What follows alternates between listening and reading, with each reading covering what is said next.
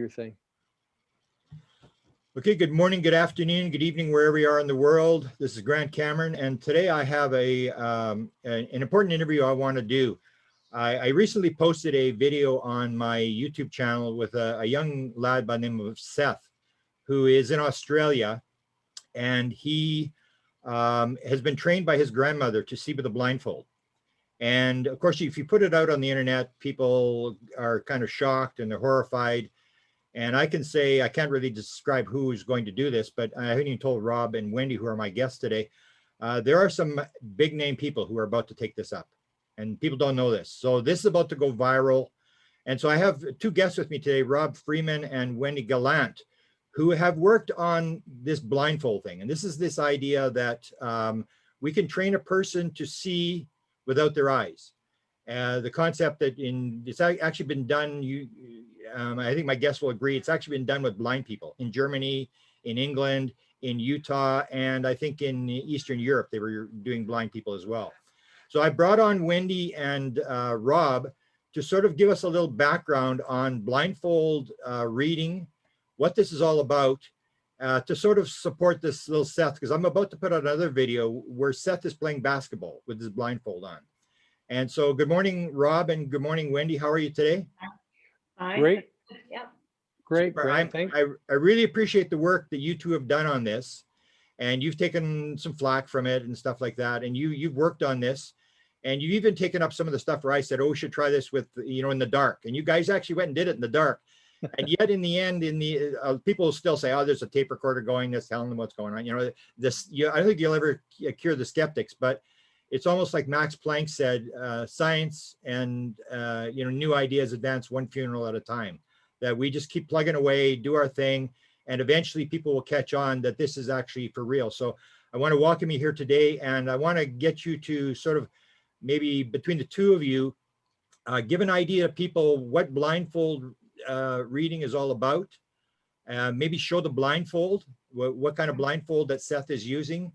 And to explain to people, it may look crazy, but there are a lot of people around the world, and I think you've been trained by a number of people around the world on this technique, that this is something that there's a lot of people doing training on this. So I'll let you take it from there and sort of go through between the two of you what blindfold reading is and what Seth is doing. The people will see Seth playing basketball. What's this all about? Okay, I'm going to let Wendy go first because Wendy is the one that sent you the video of Seth. Yeah. And she kind of started the whole ball rolling in that aspect. So Wendy, you go ahead and start. Mm-hmm.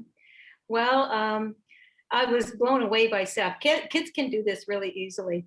And what it actually started it is I trained Leonie one day, and she totally opened up. And she made a remark at the end of the video, I'm going to go out and drive the car. And we just laughed, and and she actually was going to, but like she was grandma and she had stuff to do. So then she texted me and she said, I'm not going to do it. Seth is going to do it. And I've seen Seth do some pretty amazing things. So it didn't surprise me. And they actually meant to put eye patches on him too.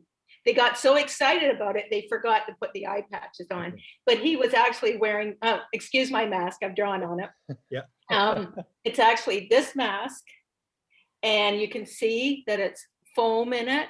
Yeah. And you cannot see out of it. And you have to, you pull it tight and you see nothing. And that's what Seth was wearing. Yeah. And like I say, he actually meant to put patches on too.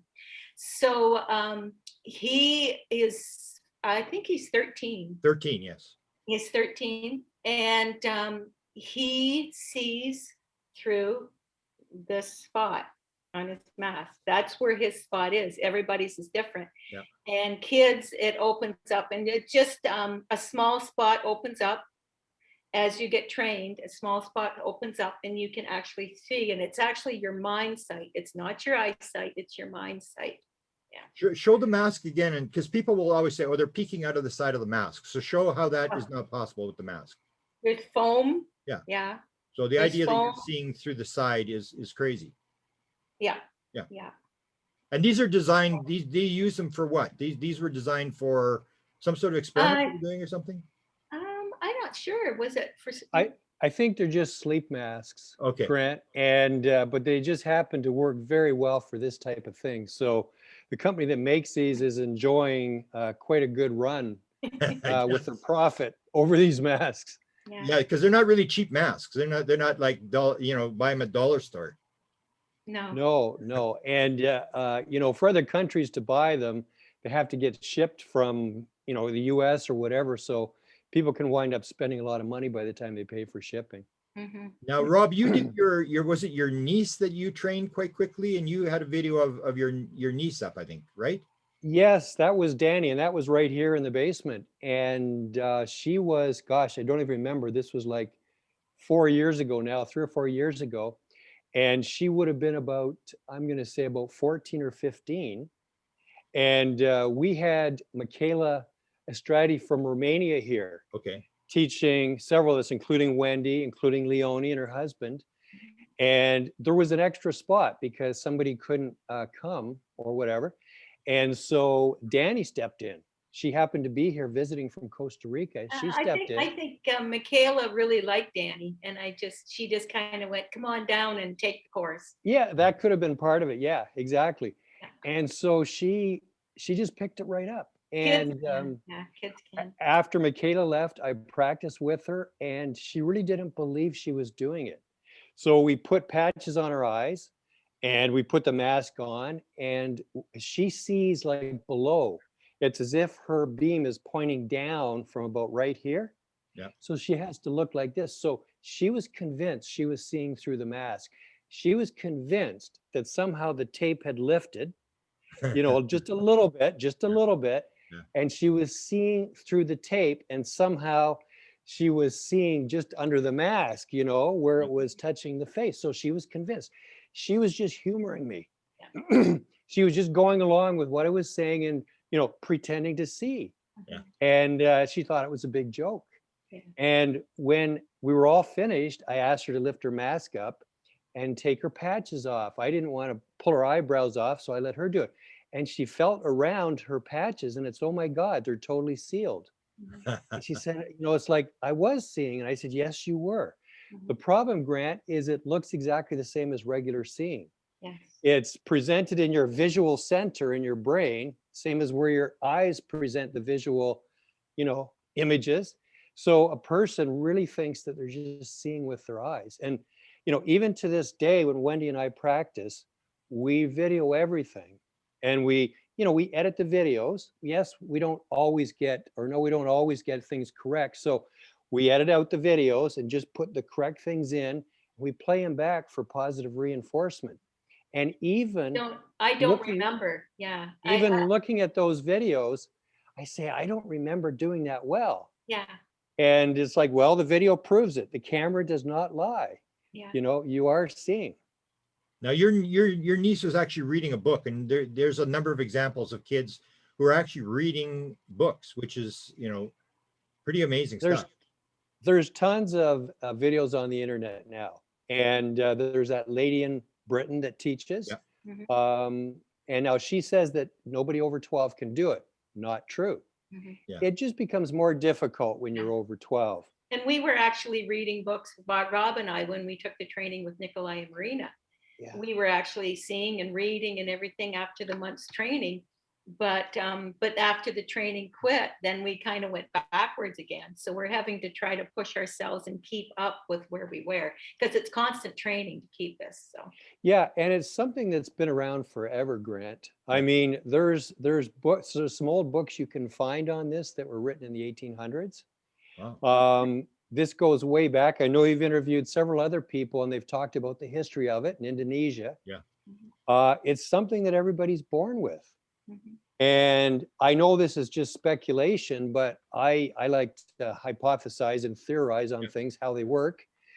And I swear it's something that, maybe when we were in our caveman days, we needed this to be able to protect our family. If we're in a cave and it's dark, there's no moon, it's cloudy, there's no stars. And if a wild animal comes in, you better be able to protect your family. So maybe we developed this mind vision seeing so that we literally could see in the dark. And once again, animals are plentiful at nighttime out and about. Mhm. So Did the hunters go out at nighttime to get food? You know, they could see in the dark. So if you're a human being, you can do this. Yeah. And it's actually fairly easy the first time to see the colors. As Wendy mentioned, it's harder to hang on to it. Yeah. It's if the brain automatically closes up. Yeah. It's kind of like if you cut yourself, the body will automatically work and scab up the cut and heal the cut. It will seal everything back up. It's the same with this.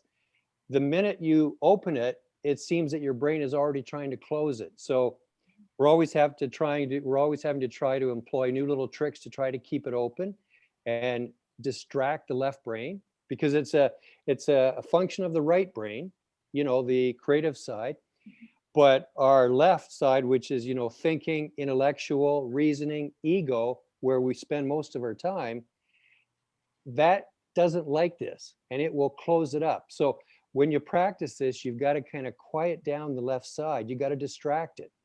Yeah. You know, quite often when we're practicing, if Wendy gets me to laugh, or if she's, you know, we're practicing and she's trying to see, I get her to laugh spontaneously. All of a sudden it opens for a flash. Or if you distract, you'll see quite often in the videos, Wendy will flick my mask and boom, I get it. Or, you know, she'll do something silly, like put a cup on my head, you know, like a dunce cap, right? I think the last training, I was sitting there and he was trying to get me to see a 3D object. And it was I'd been training for an hour. I was getting really, really tired. So I was sitting there tapping my feet and tapping my mask like that. But the minute I started doing that, boom, there it was. It was just opened up just like that. Yeah, But so, you know, the Oh. fact that Seth can do this, it's nothing really special. He's one of the few kids that are shown on video doing this, but as you know, there's lots of videos of kids playing ping pong. Yeah. Yeah. There's videos of young people driving go-karts. Yeah. There's a video of a kid riding a bike. Leonie showed me a video yesterday. She had her kids that she's training out doing treasure hunt. Wow. And that was very, very cool. And the one girl was having a bad day and she was having trouble, but they were navigating through the trees and stuff and doing a treasure hunt. I think she has about, 6 kids that she's training. Wow. Yeah. And if you can They're make all it pretty fun, proficient. Grant. What's that? Well, they're young kids. So yeah, pretty much. Yeah. Yeah. And if you can make it fun for the kids or even the adults, if you can make it fun, that seems to connect us to our right brain. It's like connecting us to the little child inside of us Yeah. that may exist in the right brain. And when you do that, you can connect and it opens right up. Yeah. Another example is when you're tired. I went for a whole week where I was only getting like 6 hours sleep a night.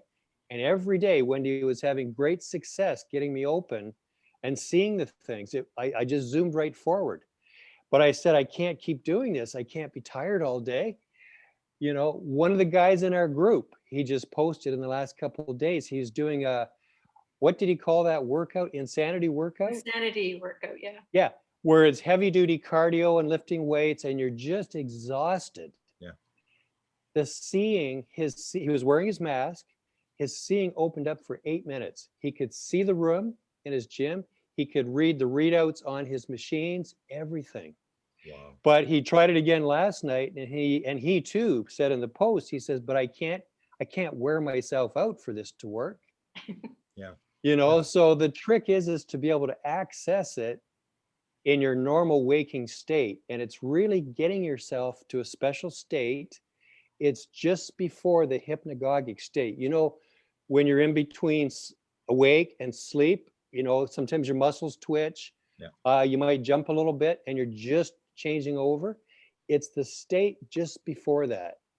So you're still awake, you're still conscious, but you're not quite in that hypnagogic state.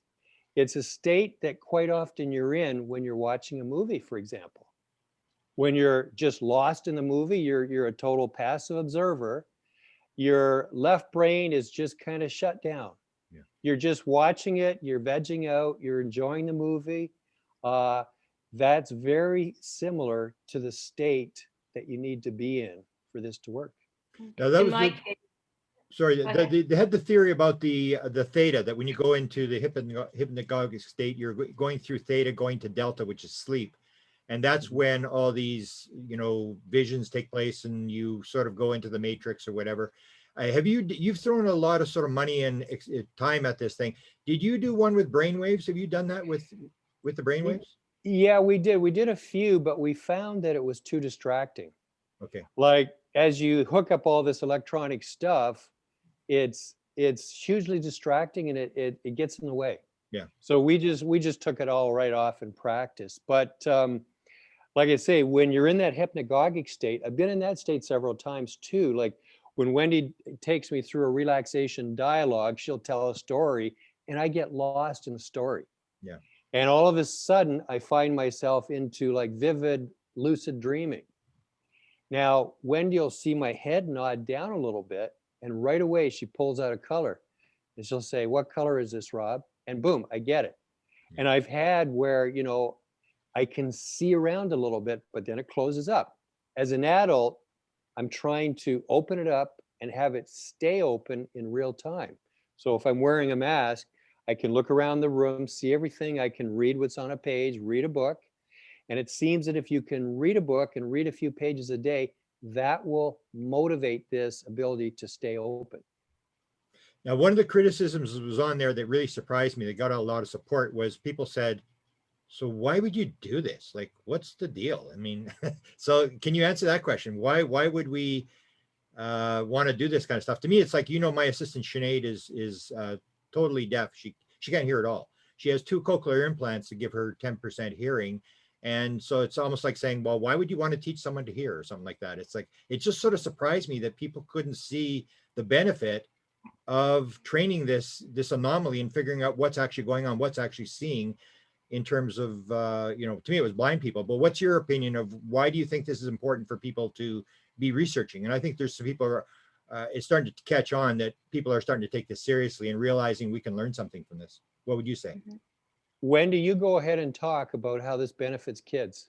Well, for kids, their learning abilities, better confidence level, they all kinds of other things like psychic, knowing what's going to happen. Most of it is to give the kids their confidence. In my case, the synchronicities that have happened since I started doing this is incredible. Mostly Rob and I connect a lot because we train so much together. Yeah. But yeah, I just find that for me, you know more that's out there. Like it just opens me right up to what the possibilities are out there, and it takes you away from the 3D world as far as I'm concerned. Yeah, and Grant, for adults, well, adults and kids alike, you know, many people say we don't use 90% of our brain. Yeah. And probably 90% of our brain is the right brain. Yeah. And when you access this, you're accessing the right brain. So you are getting access to that 90%. And it just stands to reason if you have access to more of your brain, it's going to open up more abilities for you. It's going to help you in the world. So it stands to do nothing but benefit any person in any aspect of their life. It reconnects them to their self. It connects them to ability that is an innate inborn ability. And I guess if you look at it this way, if you hinder people's development, hinder a child's development, it's not a pretty sight when they get older. I've got a friend who was, you know, when we were kids, they expected everybody to write with their right hand. Yeah. I've got a friend who has trouble to this day because his teacher forced him to write with his right hand when he was left-handed. Wow. He developed emotional problems, cognitive problems, everything. So the opposite stands to reason. These abilities that we have, if you allow them to flourish and develop, you're going to wind up a more integrated, a more whole person. And, you know, why wouldn't a person want to develop what they've been given?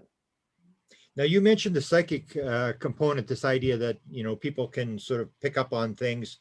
And I always relate it to being associated with out-of-body experiences, or people who have near-death experiences where, you know, their eyes are taped shut during an operation so the cornea doesn't get scratched or whatever. And they suddenly can describe who the doctor was and what he looked like and what he was doing and stuff like that.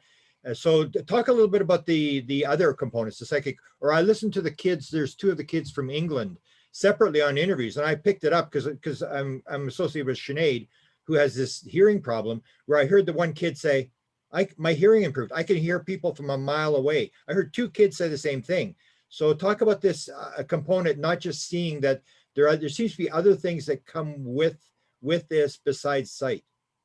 Well, Grant, there's no doubt about Sinead, for example, she could develop her psychic hearing. Yeah. So in other words, she would be able to hear with her mind. Yeah. Wendy and I have both experienced components of this. Mhm. I can only speak for myself exactly how it happened, but I've heard voices amplified that were in the other room. And as you're mentioning, you could hear people, you could put your consciousness out to another spot and hear what's going on in that spot. Because this ability, I don't know exactly how it works, but I just get the feeling it's pure consciousness and it's wherever you put it. So if you want to see, apparently through your blindfold, you're putting your consciousness right here, sort of in front. So you've got a point of view or point of vision right from here, and you can see what's in front of you. But as Wendy knows, when we were in Ottawa learning, she trained a little boy up there as part of the practice, and the little boy was seeing out of his wrist. Wow. So it's a matter of anywhere. It can be anywhere. Yeah. it's a matter of where you put that consciousness. So for example, Sinead could put her consciousness just over at the other end of the room and hear what everybody's saying. It's not coming through her ears, it's coming through her consciousness somehow. All I know is I've had different experiences right here in the room where my consciousness, it went down to my feet because all of a sudden the room opened up and I'm looking up at the fireplace and I'm looking over at the fireplace and I could see it all very clearly. So you have to train the ability and you have to tell it and train it what it is you want to do and exactly from what point of view. Wendy, maybe you can describe some of your experiences where you saw in the other room, for example. Well, there was one time when we were training and we were just starting this out, and it was actually hilarious because I was sitting there and Rob was trying to get me to see colors.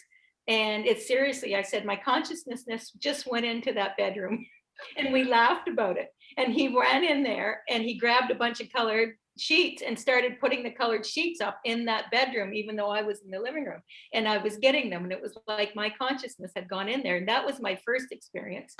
I've had other ones where Rob would be at his house. One in particular, I remember Rob was at his house and he was walking and we were doing a Skype. And he said, he directed me to his house. And then he said, I'm walking across the room with a colored paper. Tell me what color the paper is. As he was saying that, I saw him walk across the room and saw him holding the colored paper, which was orange. And then going back to the hearing, we were trying something different and Rob hauled out all his credit cards. And he threw them out in front of me. We always got to try something different. And he threw them out in front of me and then shuffled them and then took them away. And I'm like, okay, I'm never going to get this. Never, ever. But it was funny. A voice was saying in my ear, Walmart, Walmart, Walmart, Walmart. So I finally said, do you have a Walmart credit card? Or was it Walmart or what was it? I don't know. It was either Walmart or Costco, or it was one of them, but Wendy got it perfect. It was Costco. I kept hearing that Costco, Costco, Costco. So I finally went, is it a Costco credit card? And he said, yes. And that totally blew my mind. Totally blew my mind. So you can send it anything that since training this, I always say anything is possible. Absolutely anything's possible. Whatever your brain will let in, whatever you believe. Because I'm running into the point now that I can see the room, but I can only see certain things in the room. It's almost like it's too much information. Okay. So I'm having to tone it down. Like I'm here and seeing the room, but then he tells me to see a card. And I have to tone it down and say, okay, see your hand, see the card, what's on the card. That's the point I am, but I'm looking out, I could see him standing there and I could tell he was wearing blue jeans. But I was having difficulty with letters and stuff, and it's just too much information for me right now because I'm just opening up. So Grant, this blindfold seating is just a specialized version of all this, you might say, psychic or consciousness stuff. Yes. Yeah. I mean, it's kind of like when you go to university, you've got to pick a course that you're going to study. Yeah. You can't say, I'm going to learn them all. Well, if you've got 90 years, you can, Yeah. but you've got to kind of, put a stick in the sand and say, okay, I'm going to learn this one. In our case, it's the blindfold vision. And as we've been learning it, we have gone on little tangents, either on purpose or by accident, into some of these others. But now you mentioned about the near-death experiences where the patients that have their eyes taped shut, and sometimes, they actually go into cardiac arrest and they're dead. They're clinically dead. And they recount exactly what happened as if they were above. So their consciousness just went to the ceiling, the same as what we've experienced with our blindfold vision, where it's gone to a certain spot and is able to see from that spot. And people will tell you that this vision is mono, it's not stereo. So you're not seeing with two eyes, you're seeing with one. It's like a point spot wherever you have that sort of beam or that spot. And some people have a little bit of trouble with depth perception. Yeah, I was going to ask But- because Seth talked about that when he was driving the car, about Yes. the depth perception stuff being off. I didn't know that it was mono. That's good you pointed that out. I tried to play when I first opened up, when I was with Michaela, when I first opened up, I tried to play pool. Now that was really tough because I'm trying to hit this little ball into this pocket, and it was like 2D, not 3D. And Okay. it was the whole depth perception and trying to walk. It was like, whoa, So Seth did amazing because you heard him say, I can't really tell where the trees are, Yeah. And So- it's Yeah. just that the depth perception is totally different when you're doing it. So you have to really be careful. Yeah, so that's where, your own experience comes in and your own brain. Because, for example, if something's moving towards you, when it gets really close, it moves fast and it gets bigger. Okay. So your brain automatically perceives that, oh, this is very close to me. So the brain will use all those other clues to interpret depth, Grant. Yeah. Like if something's moving across and it's far away, it'll be moving slower. As you get closer to it, it's moving across your screen faster. So, for example, Seth driving the car, trees going by in the near area, even though he doesn't have depth, he knows what a tree looks like. And my gosh, the trunk's getting bigger very quickly here. So it must be close. And he's seeing on his left. So he was driving, looking like this, because that's where he sees. So he did an amazing job. So what have you folks got planned? I mean, you're thinking of all sorts of stuff. I mean, have you got some sort of experiments you're working on in terms of trying to clarify what's going on and how to make it better? Yes, Grant, as you know, we worked with the night vision camera. Yeah. It started out right here that we were trying to push it forward, and I have the bathroom right here at the rec room, and there's no windows in it. Yeah. So I forget who went first. Was it you that went first, Wendy? But anyway, I think I did. Yeah, he stuck me in there, shut the door, and he put stuff in a drawer in front. So I'm sitting on the toilet, and he says, "Pull out the drawer." So I'm pulling out the drawer, and he had a cup. I can't remember, a cup and a letter and stuff in there. But what blew my mind is when I pulled out the cup, it was turquoise. I'm in pitch blackness. I pulled out the cup and I actually saw the turquoise blue cup, the ribs and everything, and I'm in pitch blackness. Wow. yeah, And then I saw the letter and stuff. And I think you were the same, weren't you, Rob? Because we Yeah. switched. yeah, we switched and we recorded from the outside. So it's not that great of a video. And then I set up my night vision camera, from the WMD, the green night vision, Yeah. the wide angle. And we went to my closet because again, in the bedroom, there's no windows in it. And we made sure we sealed up the crack on the bottom so there's no light coming through and closed all the other doors. And so now with the night vision, you do have an illuminator. Now it's an infrared illuminator. So even though our eyes view it as pitch black, there's infrared light. But Wendy got pretty much everything. I got pretty much everything. And then we thought, and we were talking with Dean Raiden. He's doing a little bit of research around this. And he's got a lot of, Is that right? You talked to Dean Raiden? yeah. Oh, yeah. Tell me about that. He's watching everything we're doing and getting in Yeah. there and discussions and everything we're Explain doing. who he is for people who don't know who Dean Raiden, because that's a pretty major figure. Yeah, I know that he runs a place The in Ions the Institute. States. Yeah. Okay. Yeah. Edgar Uh, Mitchell started the Ions Institute after he had the experience coming back from the moon, the oneness experience where he's one with the universe and Yeah. stuff. And he Yeah. wanted to figure out what it was. So he studied, that's the whole deal, is to study consciousness. So if Raiden is watching you, then that's, I'm going to, after the interview, I'll tell you who else is working on it. But that indicates that people are starting to take this seriously. And why would you not? I mean, it's like any anomaly that the discoveries are not going to come from shuffling the blocks you've got right now. The discoveries are going to coming from figuring out the block that doesn't fit and figuring out why it doesn't fit. And then you discover something. So I'm really impressed that and so what did he say? What did Raiden have to say? Yeah. So he wanted us to come out and Yeah. show us. And then Wendy and I talked and we said, honest to Well, it was gosh. COVID too. We Yeah. couldn't cross Yeah. the border. So And we said, honestly, you know, we do want to come and see you, but we want the ability to be bulletproof before we come out there. Yeah. Because we know there will be rigorous experience, Grant, where he tries everything to distract you because it's scientific experiments. You got to do all those things, right? and he wanted to send us targets. Like he was going to put stuff in an envelope and wanted us to do targets. And we said, well, that's more remote viewing. We're more into the Yeah. seeing aspect. So we said, look, let us practice. Let us get to the point where we can make it happen on demand. You know, when we put the blindfold on, we can see the room, we can read.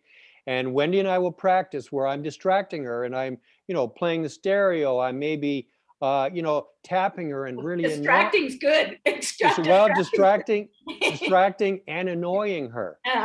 Because if this is going to work, you've got to be able to work anytime. It's like your regular eyes. Even if a person's shouting at you, you can look and you can see out with your eyes.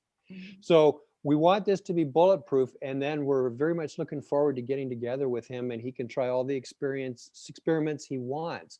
So he had said when he saw the night vision one, he said, well, it's infrared light. So that's when I got the thermal camera out. Now the thermal works on heat. Yeah, I couldn't use it. No, because it shows up different hotspots on the body. We won't go there. We filmed Wendy and then we looked at it and we said, we can't show this. I'm sitting there in the chair and he's looking through this thing and he goes, oh. And then he tells me I'm like in full view and I'm like, out of there. I'll just use the word headlights. That's it.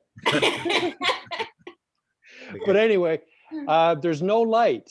We had all the lights sealed up in Wendy's room that she had. We had Garbage bags and tape. It was pitch. Everything pitch black, you know, and we had it totally dark. So there was no light, no infrared light, no light of any kind. All there was the heat that reflects back. Now, even when the cards were held up, for example, if Wendy held that up to me and put her finger on something, in the thermal camera, you will not see the shapes. Yeah. Because this card reflects heat evenly. Yeah. Yeah. The only thing is you might see a grid from where I've got the tape because that's slightly different temperature. It's and ray. You'll see the fingerprints. Your heat. Yeah. So if Wendy's holding the card like this, as soon as she lets go, it'll be all black here for several minutes. Yeah. So you know, you couldn't see what was on the cards, but Wendy knew because she would, you know, go in the corner and turn her little red light flashlight on away from me just to verify the card.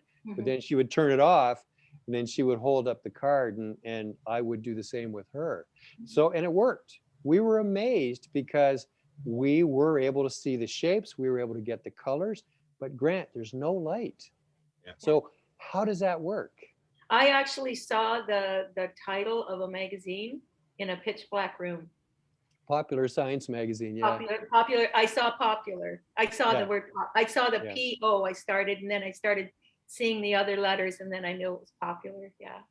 Wow, I'm so impressed with what you folks are doing. I mean, you're moving it along here, and I think it's a great help to humanity, and for what you're doing. I'm honored to have come in contact with you, and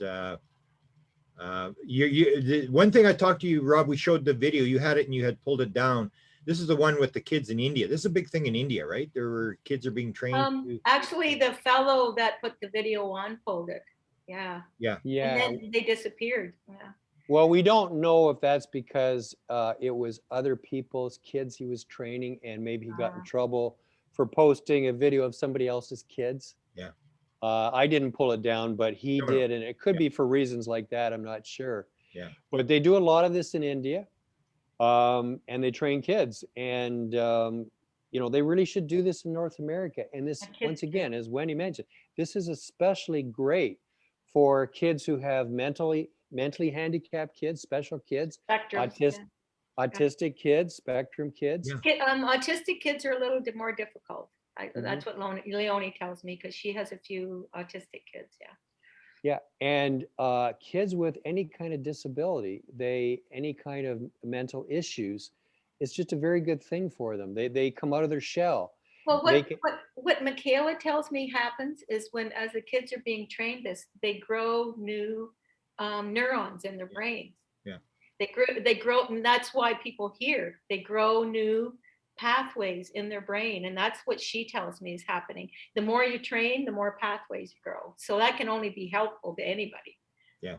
And yet, when you think about Alzheimer's and dementia and stuff, it's got to be nothing but good for those people too.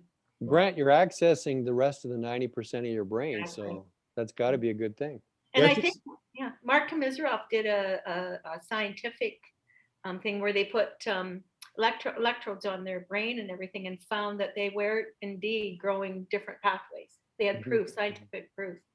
Wow. So, yeah. Well, where can people get your stuff, Wendy? You got a channel to watch your stuff, and I'll link it, but sort of identify. You both have channels, but yours is the one we're going to promote, right? Yeah, promote Wendy's channel because it shows a lot more videos than mine does. Well, we split it up because Rob's training a lot more people, and we were. I wasn't willing to take on as many people as he was. I'm training 3 at the moment, and I don't know how many you're doing. And he's actually doing a lady who's blind, which is really kind of cool. Well, she's legally blind. Wow. And he's training her. So he's putting his training videos on his, and I'm putting mine on mine. And so I think it's, I can't even remember. Seeing Blindfold Training. Okay. Rob Freeman and Wendy Gallant. Yeah. So I didn't know you were training people. I mean, are you training, you're doing the blind purpose? Are you doing children? Or are you doing adults, or who are you training? Adults. Adults. Okay. Because Grant, there's tons of people training kids. It's easy. Any adult can train their own child in minutes. Yeah. All they've got to do is put the blindfold on or a scarf and let the child know that he or she can see. Yeah. And hold colored cups. Make it a game, and they will see almost immediately. Yeah. You see, we've been trained to believe that we can't do this, so our brain has got this big barrier up in our belief system. Kids don't have that. If mommy says you can see blindfolded, the child believes it and allows it to happen. It's a natural thing. The left brain really isn't online yet. It hasn't come on. Ego. Exactly. Exactly. So the biggest issue with adults is coming at our deep-seated beliefs. And many people will mouth out loud that they want to do this. They're committed superficially. Yeah. But when the rubber hits the pavement, deep down inside, they're struggling with issues, deep-seated issues that are getting in the way. Yeah. And they've got to remove those mental blocks, because this filter that our left brain keeps in between our conscious and our unconscious, or daytime and nighttime, or whatever, it's very strong and it's very selective. And it blocks out almost everything. And it's a big commitment too. Like even when you open up and you saw the room, you have to at least do 5-10 minutes a day, just sit down and do it. Otherwise you'll go backwards. And we find that too. And it's a big commitment for people, especially adults. You really have to commit to it. Yeah, I know. Yeah, I so was one of the trainers I was talking to. I can't remember which one it was. I brought up the blind thing, and they said, well, it's not really that easy, because it may help you for blind, but the person has to want to do it. And a lot of them don't want to do it. It's a lot of work. So you would think you just sit a blind person down and turn it around, but it's not that easy. Even somebody normal, they come and they want to learn how to do this, and you may a lot of the times when you train them the first time, it's like they see the colors, they see shapes, they see a lot of stuff. But then as you train, it gets harder and harder because the brain gets bored. Yeah. And you have to start incorporating new stuff and everything. And so they may have a session where they don't see anything. You just have to just keep plonking away. That happened to me, and I just put it down and say, be a better day tomorrow. And I just keep at it. But it is a commitment. It is. Yeah, and as you train, a person's own belief system will keep Yes. saying, oh, this is bogus. This isn't real. I was cheating. Like Danny said herself. And that's why, once again, we do the video, Grant, because it doesn't lie. Your left brain does get right in there Oh. and start telling you anything. I've had that. It tells you anything. Grant, you know, you have that saying, the left brain liar, right? Yeah, I love that. I love that. An interpreter that it always wants to make the world consistent, that this can't be so. And that's I call it like the big skeleton in the neurological college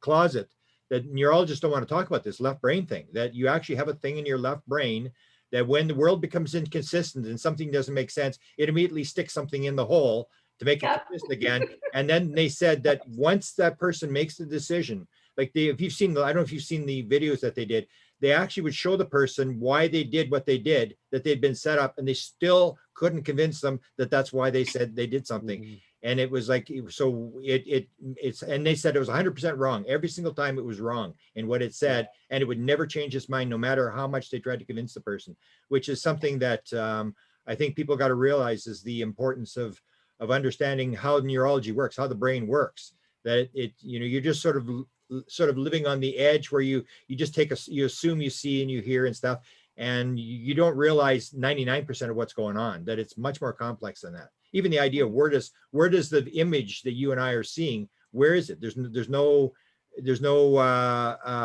screen inside the head with little speakers. Where is that image taking place? It's that kind of thing. When you start thinking about it, you realize that that it's more complicated. And I'm glad that you and I have gotten to play this game. I always call it like the Super Bowl. Like we're in this thing on the leading edge of realizing that there's this unbelievably complex, massive world out there, and that you can go and explore.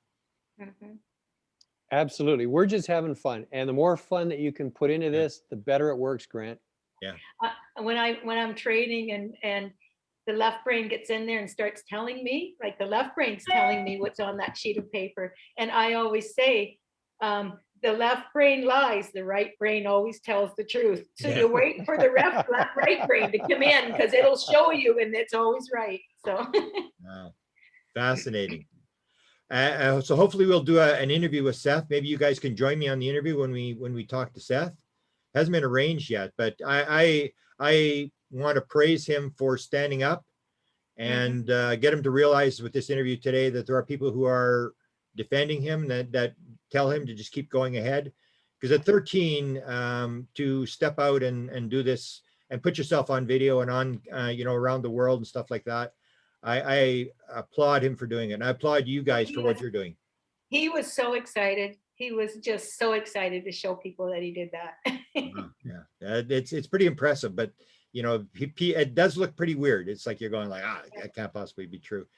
So we're going to show the one with the basketball, and apparently there's some others that he has done that are, and that's the kind of thing that sort of entertains people. You may not 100% believe it, but when you see kids doing this, you got to go like, wow, this is pretty weird. Yeah. Well, I think I sent you one of him playing, because we had a fellow on our Facebook group that sent in a thing with a video game, and he goes, this is what I want to be able to do. And I just happened to have a little short, I think I sent it to you, a short clip of Seth in his pajamas playing video games with his mask on. No, I haven't seen that one. No, I didn't see that. Okay, anyway, I said to Leonie, I said, I should send this one. She goes, oh, he's in his pajamas. We'll do a better one. So they didn't want me to post it with him in his pajamas. So. I'll keep posting it, and maybe on my YouTube I'll have to get all the stuff together, because I've done a lot of the trainers, and it's maybe to put all the videos in one spot so people can find them, because they're all over the place, where you have to sort of know that I've done the Utah people and the Eastern European people and the English people, but and when you see them all together back to back, you know, kids playing obstacle courses and stuff like that, and counting money and stuff like that. You're just going like, wow, it's just, Yeah. Yeah. Once it opens, like I told that guy about the video game, once it opens, you can see everything and anything. wow. Yeah, maybe an idea, Grant, is on your YouTube channels, just set up a playlist. Yeah. We've set up playlists on ours where we're categorizing Yeah. the videos. Maybe you could do that where you set up playlists. It's all the trainer videos that you've done. You know, categorize things into different playlists, right? Yeah, because there is a lot of people. That's, I think, the number one thing people don't realize. There's a lot of people, and today you tell me Dean Raiden is interested in this. There's a lot of people who are following this. They may not be very vocal about it, but, and a lot of people doing training, which people got to realize this is not some crazy thing that just started yesterday afternoon. This has been going on for a while. Yeah, Go and I'll ahead. mention too, you know, a lot of people are nervous because they think it's something paranormal, Yeah. supernatural, or demonic. Yeah. And I got to say right here, it's not, Grant, it's science. Yeah. It's neurological science. That's all it is. And it's something you're born with. But, you know, throughout the millennia, you know, whether it's religions, whether it's different people have suppressed this ability that we have for purposes of power or whatever. And so different groups have attached, you know, negative connotations to some aspects of these things. And but all I can tell you is this particular thing is not supernatural. It's not demonic. It's not paranormal. Yeah. It's just a natural ability we have. That's it. End of story. Yeah. Yeah. It's just a little bit beyond what we understand. We think we understand everything. You know, we think we've got all the blocks sorted out and they're all the right blocks. And when you start, the more you look, you realize like, no, we got all these blocks are wrong. We get, you know, this is wrong, that's wrong. We're making all sorts of assumptions that aren't correct.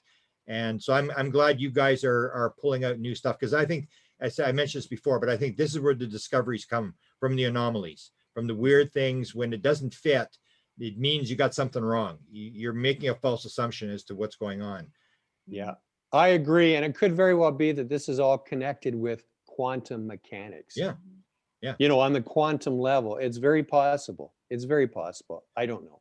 So let's do another one when you down the road, when you've done some more stuff, and especially if you get to go down to the Ions Institute. I've been there a couple times, and let's keep up, because this is about to go viral, I think. So I'll let you know after some of the people that are working on it, and I think you'll be kind of encouraged. But we'll leave it for that today. And thanks, Rob Freeman and Wendy Gallant, and keep up the good work. Thank you so much. Thank you, Grant, so much. Yeah.